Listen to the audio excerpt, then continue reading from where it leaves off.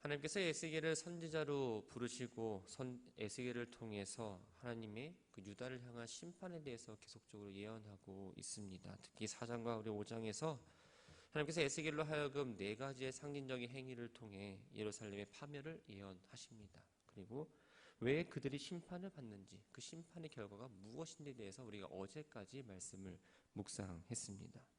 오늘 본문은 유다 멸망이 가속화시켰던 이 우상 숭배에 관한 예언을 기록하고 있습니다. 먼저 1절부터 7절까지의 말씀을 보면 유다 백성이 우상 숭배를 행한 그 현장의 산당을 멸하고 유다 백성의 우상 숭배를 심판하시겠다라고 지금 말씀하고 있습니다. 2절을 보면 하나님께서 에스겔에게 이스라엘 산을 향하여 그들에게 예언하라라고 선포합니다. 여기서 이스라엘 산이라는 말은 이스라엘의 영토 전체를 의미합니다. 근데 조금 더 그 범위를 축소해서 보자면 아직 멸망하지 않은 남유다를 의미합니다. 에스겔이 이스라엘 산을 향해서 예언하라는 이 명령에는 2가지 의미가 담겨 있습니다. 하나는 무생물인 산이나 또 시내, 골짜기를 대상으로 말씀을 선포함으로써 정작 하나님 말씀을 깨닫고 따라야 되는 그 이스라엘 백성, 유다 백성들을 향한 불순종을 지금 지적하고 있는 거죠.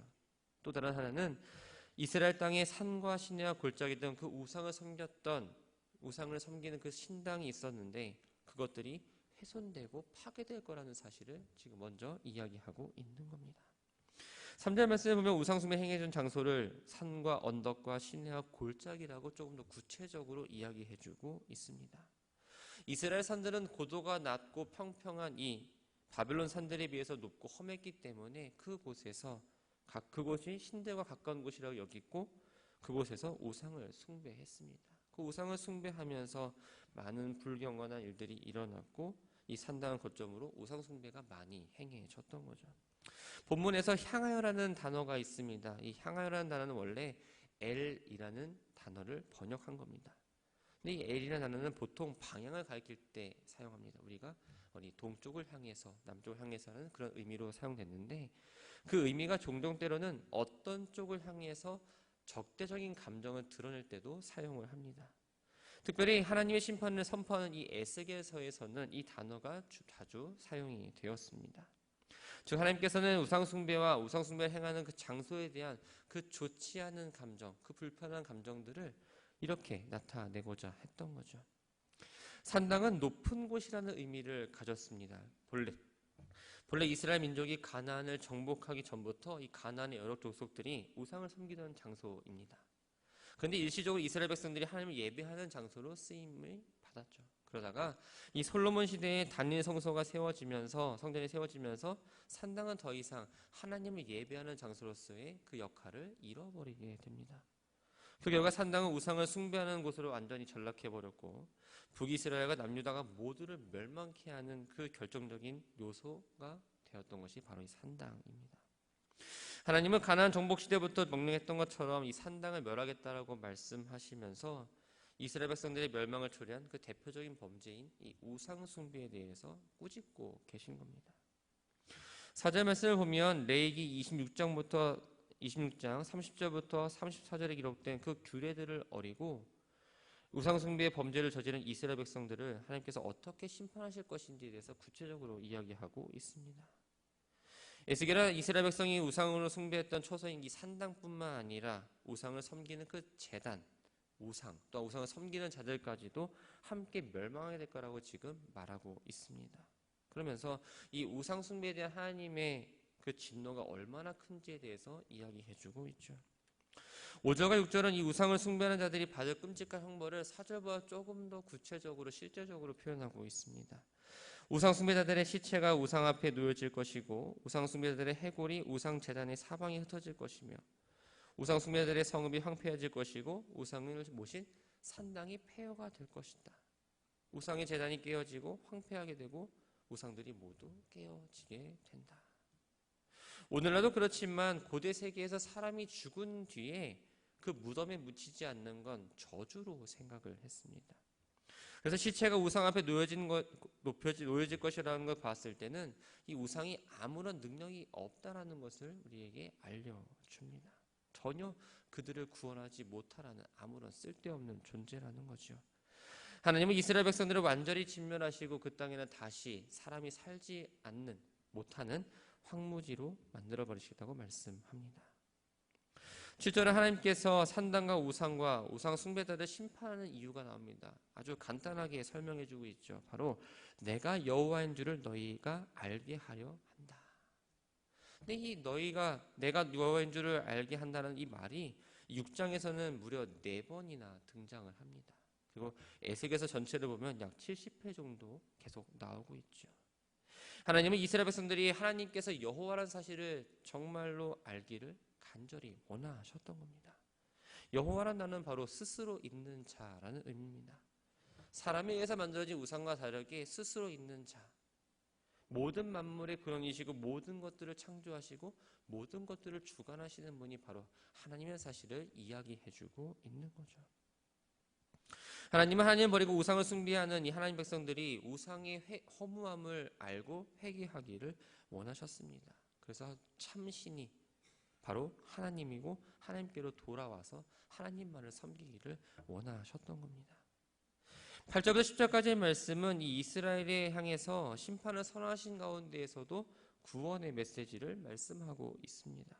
8절 한번 살펴보면 그러나 너희가 우리 여러 나라에 흩어질 때에 내가 너희 중에 칼을 피하여 이방인들 중에 살아남은 자가 있게 할지어다. 이스라엘이 범죄를 해가지고 그곳에 심판을 내리긴 하겠지만 그 가운데에서도 일부는 살려두겠다라고 지금 말씀하고 있습니다. 그런데 하나님께서 이스라엘이 범죄할 경우에 하나님께서 선물해 주신 그 가나안 땅에서 열방으로 흩어지는 그 징벌을 내리시다는 말씀은 이 출애굽 이후의 광야 시대 때 모세를 통해서도 언급을 했고 그 이후에 선지자들을 통해서도 계속 반복된 내용입니다.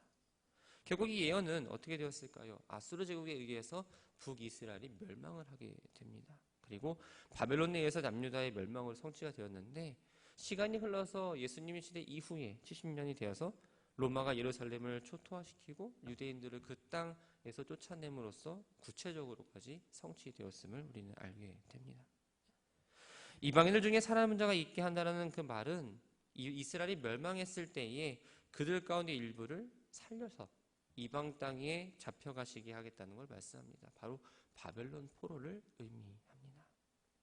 예레미야 29장을 보면 예레미야가 바벨론에 항복하고 포로가 된 이 유다 백성들을 위로하는 편지를 썼습니다. 그 가운데에 이 포로자 가운데에 하나님 뜻에 순종하는 자는 남은 자가 되고 그들이 구원을 얻게 될 거라는 내용을 기록하는 것을 우리는 함께 묵상했던 적이 있죠. 하나님은 한번 택한 백성들을 끝까지 보호하시고 또한 그들을 통해서 계속적으로 구원의 역사가 멈추지 않고 이끌어 가신다는 것을, 그리고 사람들이 생각하지 못한 방법으로 하나님의 계획을 이루신다라는 것을 말씀해주고 있는 겁니다. 9절과 10절을 보면 이 남은 자들이 음란한 마음으로 나를 떠나고 음란한 눈으로 우상을 섬겨 나를 근심하게 한 것을 기억하고 스스로 한탄한다고 말합니다. 그때에 하나님이 여호와인 줄을 알게 될 거라고 말씀합니다. 하나님이 여호와인 줄을 알게 될 거라는 말은 7절에서 언급한 것처럼 하나님께서 이스라엘 남은 자들로 하여금 고통을 당하게 하신 이유가 됩니다. 하나님께서 자신이 여호와인 줄을 알게 하고자 바벨론 포로라는 고난을 그들에게 주우셨던 거죠. 그리고 바벨론 포로로 끌려갔던 백성들 가운데 그곳에서 회개한 사람들은 이 고난을 통해서 구원을 얻게 되고, 그러면서 하나님의 권능과 하나님께서 하나님의 백성을 사랑하신다는 그 사실을 깨닫게 하기 위해서 그들에게 고난을 주셨던 겁니다. 하나님은 내가 이런 재앙을 그들에게 내리겠다 한 말이 헛되지 아니하리라 라고 말씀합니다. 이 말에는 두 가지 의미가 담겨 있습니다. 첫 번째는 하나님께서 범죄한 이스라엘 백성들에게는 반드시 하나님의 징계가 임한다라는 겁니다. 그리고 두 번째는 하나님께서 자기 백성들 열방 흩어 고난받게 하신 일이 헛되지 않을 거라는 거죠. 에스겔은 이스라엘 백성들이 포로기를 거치면서 하나님 말씀대로 회개할 거라는 어떤 확신과 기대감이 있었습니다.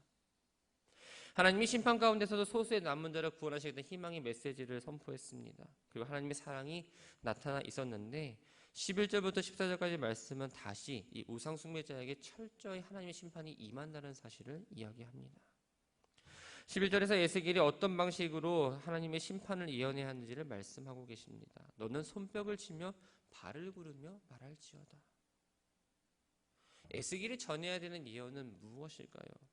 바로 그들이 저지르고 있는 이 죄악된 죄악에 대해서 말하고, 또한 그들이 그 죄악으로 인해 발생한 비참한 또 철저한 파멸의 내용을 선포해야 합니다. 손뼉을 치고 발을 구른 행동은 바로 극단적으로 흥분되어 있는 상태를 말합니다. 단지 에스겔이 하나님께서 여러분들을 심판하신답니다 라고 입술로만 전하는 것이 아니라 자신의 백성들에게 내려야 하는 하나님의 그 마음까지 담아야 됐고, 또한 이스라엘의 그 죄에 대해서는 강하게 의로운 분노를 내야 됐고, 동족에게 그 예언을 선포하는 그 마음 가운데에 그 슬픔의 마음을 누르고 품고 그들에게 전해야 했습니다. 그래서 여기서 손뼉을 치고 발을 구르는 행동으로 하라고 이야기하고 있는 겁니다. 하나님은 칼과 기근과 전염병으로 3대의 재앙을 가지고 이스라엘을 심판한다고 말씀하십니다. 그런데 12절을 보면 이 칼과 기근과 전염병의 3대의 재앙이 임하는 대상을 따로따로 구분하고 있습니다. 먼 데 있는 자는 전염병에 죽고 가까운 데 있는 자는 칼에 엎드러지고 남아있어 애워싸는 자는 기근에 죽으리라. 먼데 또한 가까운데 포위된 데는 이스라엘 백성들이 존재하는 모든 영역을 의미합니다.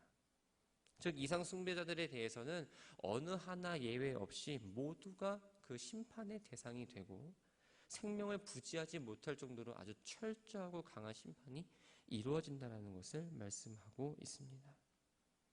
뿐만 아니라 내가 내 손을 그들의 위에 펴서 그가 사는 온 땅 곧 광야에서부터 디블라까지 황량하고 황폐하게 하겠다라고 말합니다. 하나님의 손은 구원도 베푸실 수 있습니다. 심판도 베푸실 수 있지만 여기서는 하나님의 심판을 의미합니다. 심판의 범위는 어디일까요? 바로 광야에서부터 디블라까지라고 말합니다. 그런데 이스라엘 지명 가운데에 디블라라는 곳은 전혀 나타나 있지 않습니다. 그래서 학자들은 고대 필사자들이 리라는 단어를 뒤로 잘못 표기했다고 봅니다. 이 니블라는 이스라엘 북부 지역의 오론테스강 주변에 있는 성읍입니다. 확실하게 있는 지명이지요. 이렇게 볼 때 광야에서부터 디블라까지라는 말은 애굽의 경계인 가나안 남부 지역에서부터 이스라엘 북쪽 경계까지, 즉 이스라엘 전체를 의미한다라고 말할 수 있습니다. 성경에서 이스라엘 전체를 사용할 때 단에서 부엘세바까지라는 표현을 사용하는데 그 표현을 반대 방향으로 지금 표현하고 있는 겁니다. 즉 이스라엘 백성들, 범죄한 백성들은 그 누구도 하나님의 심판에서 벗어날 수가 없고 심판을 당하고 나서 그때에 하나님이 누구인지를 알게 될 거라고 말씀하시면서 오늘의 본문을 마무리합니다.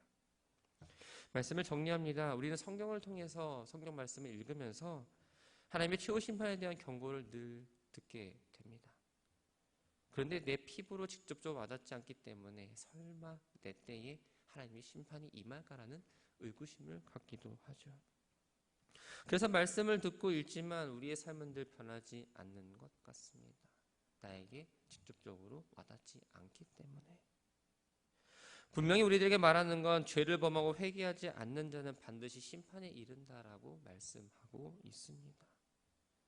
우리는 종종 전에 이랬더라면 좋았을 테라는 후회를 가끔 합니다. 근데 후회하는 것들의 대부분은 부정적이거나 좋지 않은 것들이죠. 실수는 할 수 있습니다. 그렇지만 우리가 하지 말아야 후회 가운데 하나는 그때 하나님을 제대로 알았더라면, 그때 하나님을 제대로 믿었더라면, 그때 나의 죄를 제대로 회개했더라면이라는 후회를 하지 말아야 한다는 겁니다. 하나님은 우리들에게 지금 기회를 주셨습니다. 그날이 언제 임할지 모르지만 이 주어진 시간이 오늘 당장의 회개의 시간이 될 수 있고 더욱더 하나님의 믿음을 세워가는 시간이 될 수 있다는 겁니다. 기회는 주어졌습니다. 주어진 기회를 사용하는 우리들의 마음은 어떻습니까? 바라고 소망하는 건 하나님 외에 다른 것들을 의지했다면, 또 내가 원하는 것들, 내가 소망하는 것들 이루어지지 않았다고 하나님을 원망하셨다면, 또 하나님께 온전히 나의 모든 것들을 전적으로 맡기지 못했다면, 늘 마음 가운데 하나님을 향한 의심의 마음이 있었다면 주님 앞에 내려놓고 회개하시기 바랍니다. 그래서 하나님을 그냥 단지 멀리 보는 삶, 하나님은 나와 멀리 함께 동행하지 않는 그저 바라만 보는 삶이 아니라 우리가 하나님의 손을 잡고 걸어가는 삶, 하나님의 동행하는 삶, 그래서 하나님으로부터 용서를 받고 하나님께 죄 씻음을 늘 받으며 하나님의 말씀에 순종하고 거룩한 삶을 살아가는 모든 날들이 되기를 주님의 이름으로 축원합니다.